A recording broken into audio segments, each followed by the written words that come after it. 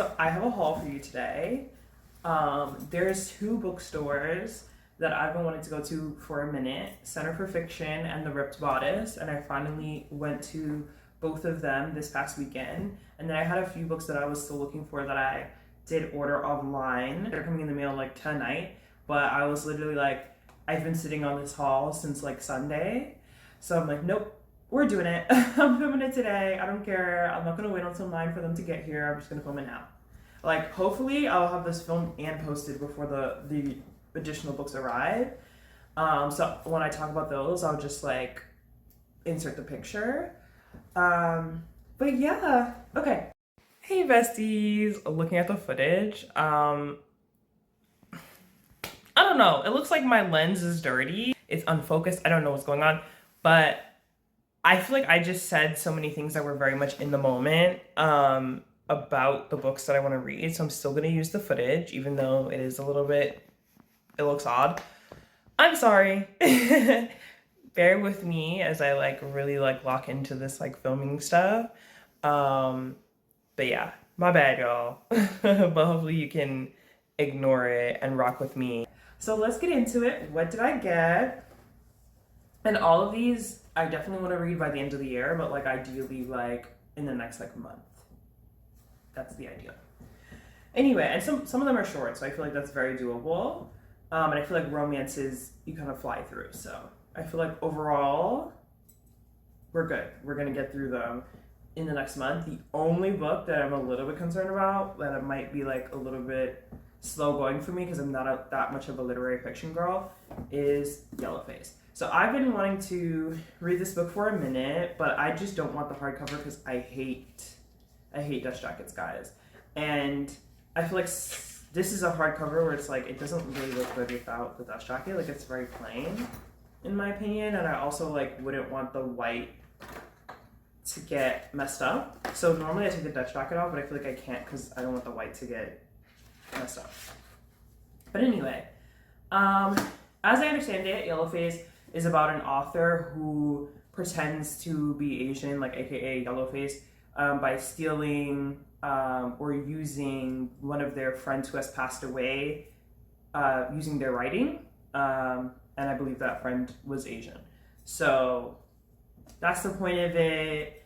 I'm interested. I feel like this, are there any awards on here? Okay, it's just a New York Times bestseller, but this gives me like Pulitzer Prize vibes, you know what I mean? Like it gives like one of those books that just gets a lot of awards and is like very talked about. So I definitely want to check this out. I just want to see how long this book is, because I feel like every time like I need to know how long a book is. Like I know people don't like dog ear books, like people hate that, but like I always like dog ear in the back so that I know like when it actually ends, because I feel like certain books will have like random extra content at the back and I want to know like when does the actual story stop. So it's 319 pages, so that's not long. So we'll see. I feel like that's the one book that I have a chance of like not getting to quickly. But anyway, continuing with the lit fic vibe. And when I say literary fiction, I'm not actually sure, I didn't look them up, but like based on the synopses that I know of them, like they seem like literary fiction to me, but I'm not positive that they are. So if they're not, my bad, y'all. Anyway, Convenience Store Woman. This book I've been like hearing about, again, wanting to read for a while, but like literary fiction just makes me nervous that I'm gonna be bored. But this is a quick one, so I feel like lower stakes. And someone who I feel like has very similar taste in books to me really liked it. So I recently saw their review, so I was like, you know what? That's the final nudge, especially because it's like right now I'm feeling quick reads, but reads that make you think. So like I'm feeling both like novellas, quick reads, short books, etc. Because I feel like I just wanna, I'm needing that dopamine hit of like finishing something quickly. Because right now I've been like moving very, reasonably paced through fantasies, and I have a lot of fantasies for the fall, and I feel like I need those quick reads to counter the fantasies that are just slower reads for me. So I feel like this is a good one. I feel like this is gonna make me think about life and like expectations and like what people want from you versus what you want for yourself. So this is about a woman who works at a convenience store who's very happy with that life, but other people in her life think, want more for her, because like that's kind of what society wants. Like it's never okay to just be like, I do this, job, and like that's it. Like I feel like people are always rise and grind, strive for more, et cetera, et cetera, et cetera. So as I get older, and as I feel those like generic societal pressures to like be successful or to have boxes checked by a certain time, I feel like, yeah, I feel like I've contemplated my values and what I want out of life for myself. So I feel like this could be like an interesting read along those lines. Great, Pizza Girl. This is another one. This is another one that I believe is literary fiction. I've seen this one in the store just because like I feel like the cover's so fun. So the first time I ever saw the cover, I immediately read the synopsis and I was like, this seems interesting, but like not right now, because I just felt that I wasn't gonna get through it quickly. I started this one, and I also started Convenience Store Woman like in the store, even though I knew I was gonna buy them because I knew what the synopses were, and I wanted to read them for time. I still was like, let me read them in the store and like make sure that I mess with the writing style. So both of them have like a few pages in, like not much, like like less than 5 pages in. But this one very much hooked me, but the writing style is maybe a little bit confusing, so we'll see how that goes. But this is about a 18-year-old who's pregnant and working as a pizza delivery girl in LA. It's about her relationship with this older woman who like calls the pizza place all the time, and just also like her life and like other relationships as well, I believe. So those were the books that I got at Center for Fiction. And then the next 2 books that I got, I guess just continue with the theme of like more literary fiction. I got Severance, and I also got I Wish I Had Your Face. So Severance is, I believe, about a pandemic. And this was written in 2018, so it was written before our pandemic. But I believe still it's like a little bit more like literary fiction. It's about capitalism and like the monotony of like the 9 to 5. Like I think that's what it's about. Don't quote me on it. If you really want to know what it's about, look it up. But it has a pretty pink cover, so that was another one that I've always been drawn to in the store, and I've also heard really good things about. So I finally got that one. I wanted to get it at the Center for Fiction, but it was sold out. As was I Wish I Had Your Face. That was also sold out. Another one with like a really interesting cover and seems like it's going to be thought-provoking. I'm realizing now that I think all of these books are by Asian authors, all the literary fiction that I was reading, and that's like not even intentional, but like y'all been doing your big thing, because I feel like all these books are super popular, and 2 of them are sold out, so that that says something, because it's not even that close to their release dates. So I feel like good for you guys.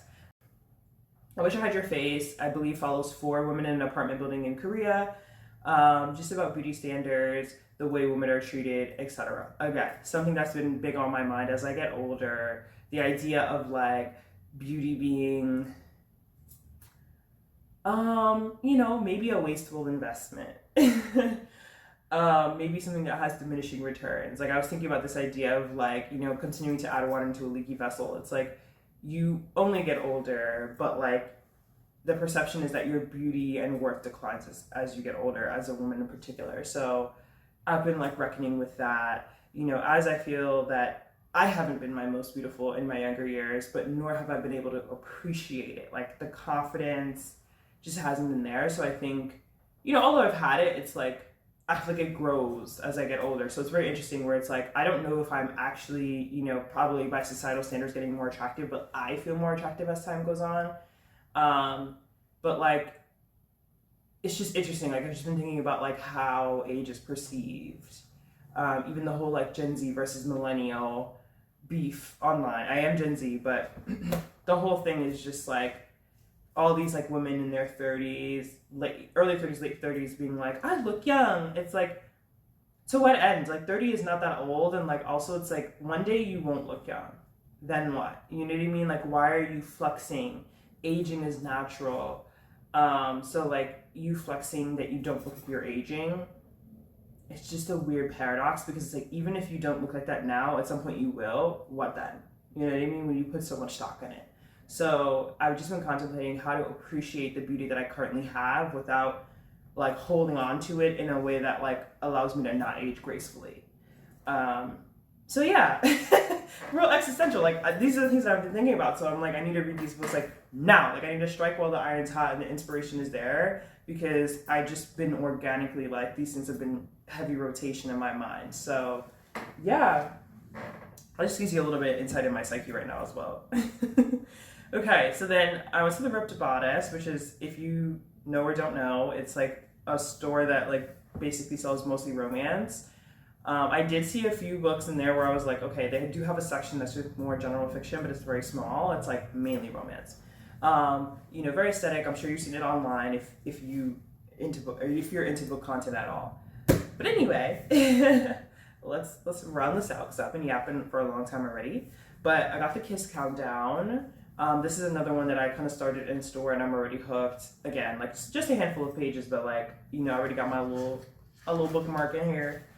Also, Center for Fiction gave me bookmarks for every book that I got, so like Elite, and it has like classic authors on it. Like this one is Clarice Lispector. I actually don't know who that is.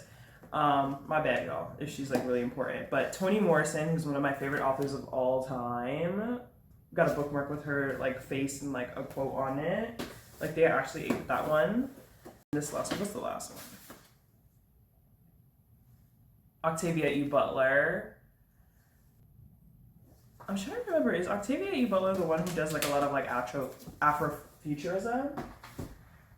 I'm not sure. I was like over here, being all existential, and now I'm showing you like my gaps in knowledge. Balance, right? Like yapping, giving you dissertation vibes, and then just no thoughts, head empty. It's all about balance. Okay, so back to the romances. The Kiss Countdown. I actually don't know much about it, but risk-averse event planner A-Marie Price is jobless, newly single, and about to lose her apartment with no choice but to gamble on her shaky startup. The last thing she needs to do is to run into her smug ex and his new, less complicated girlfriend at A-Marie's favorite coffee shop. Ooh! That's crazy. I didn't actually know what it was about. I just like seen it on social media and recommended by Black like booktube folks that I enjoy. So I'm just like, love the cover. Looks like a good vibe. I heard it was very fluffy. I'm in the mood for a fluffy romance right now because I've been reading some like Anna Huang, which I feel like I like her writing style, but like sometimes the guys that she writes, I'm like, my brain is rotting. Like I'm just my brain is rotting and I'm afraid. And I'm gonna say nothing further on that. So yeah, I'm in the mood for like a fluffy romance. So that's one that I'm like definitely gonna try and read a good chunk of this week. Because now that I finally read the beginning of the synopsis, I'm like actually really locked in. That's like so perfect for me right now. I did have to put some romances back because I had a cajillion books at the Ripped Bodice, which I went to first, and I knew I wanted to buy around the same amount of literary fiction, just because like that's where my head's been at. So I think it was kind of even, right? Because I have 4 romances, and I think I have 3 here physically, and then 2 that are in the mail. So I got more literary fiction than romance. So look at me. And then there was another book that I wanted to buy that was by Gillian Flynn, which is The Grown Up. It's like a short story. I wanted to buy that, but they didn't have it at the store. And I did check my library and they have it. So I was like, you know what? Maybe I don't need to buy that one. It's only 64 pages. So I did get that from the library. So to round it out, I think, how many books is that? 1, 2, 3, 4, 5, 6, 7, plus the 2 in the mail, plus the book from the library. So it even 10. But I'm not going to count The Grown Up in the Hall but those are all the books that I like procured in some way, shape or fashion in the last like 3 days. Anywho, on to the Partner Plot. Again, another one that I've just seen recommended and I don't know much about. But this, I believe, is a second chance romance. I think she runs into her high school sweetheart in Vegas and they end up like sharing a night together and like waking up with rings on. That's pretty much all I know about it. And I try and go in blind enough where it's like I know that I'll like the premise because certain premises irritate me. So I need to go in with at least that amount of information. I also just love a second chance romance. I'm excited about that one. The Neighbor Favor. This one is just like a secret, like a pen pal, but they don't know the identity of the pen pal, I think. I like those books.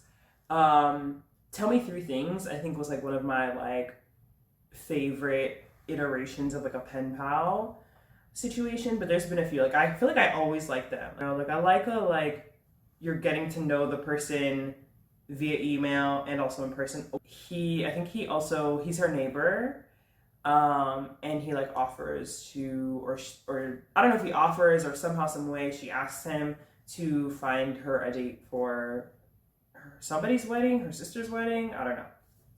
Anyway, again, I want to go in blind-ish. This is by the same author as The Partner Plot, so hopefully I end up enjoying her writing style. But she got 2 chances with me. But I feel like every single book that I see by her, I just love the premise. So I feel like I'm hoping she like becomes like a new like favorite to me. Okay, so on my list, I had a list when I went shopping. I had a list of like 30 romances, and I was just like, we'll see what's in stock and what I'm feeling. And also, for me, it's like I feel more motivated to buy the book physically versus as an ebook or get it from the library if I really like the cover. I'm like, if I would really want to see this on my shelf in the long term, or if I anticipate it being a 5-star read. So I was like, we'll see what they have in stock, and then we'll like pare down from there. But one of the things on my list was just like so vague. I was just like, another Christina Lauren book, because I read The Paradise Problem and really enjoyed that. So I was like, I want another one of her books just to see if like I like her in general, because I like an author where I'm like, I really just trust the process with them so much that I can just like buy any new book they put out. So I'm always trying to get a larger sense of their catalog to see if someone can be an author like that for me. So loved The Paradise Problem. So I was like, let's read another one. So I just like, of the books that were there, this was the most interesting premise to me. I think there's definitely other ones that I would like to read in the future, but this is what they had in stock. This was my favorite premise, which was, this book is My Favorite Half Nightstand. I believe this is about, what does she say? Millie Morris has always been one of the guys, a UC Santa Barbara professor. She's terrible at getting personal, and she's just like her she, just like her 4 best guy friends and fellow professors, is perma single. So when a university black tie function turns into a black tie gala, Millie and her circle make a pact that they'll join an online dating service to find +1s. Okay, so I'm assuming that she has a half nightstand or whatever, has like a night with one of her guy friends. I'm unclear on that. But you know what? I like that I'm unclear on it. But anyway, I just think this will be interesting. Anyway, that's everything. Stay tuned for vlogs. I literally filmed my like Goodreads tag video, and then I've been gone ever since. But I have so much content. Like I literally filmed, oh, my alarm's ringing. I literally filmed like 4 or 5 videos worth of content and just never edited the footage. So one, I'm gonna edit that lingering footage and like push that out. But I also have so much new stuff that I'm filming right now. Thank you guys for rocking with me. Thank you for watching. Thank you for your time. Love you so much. I hope you have an amazing day and an amazing week. All right, bye.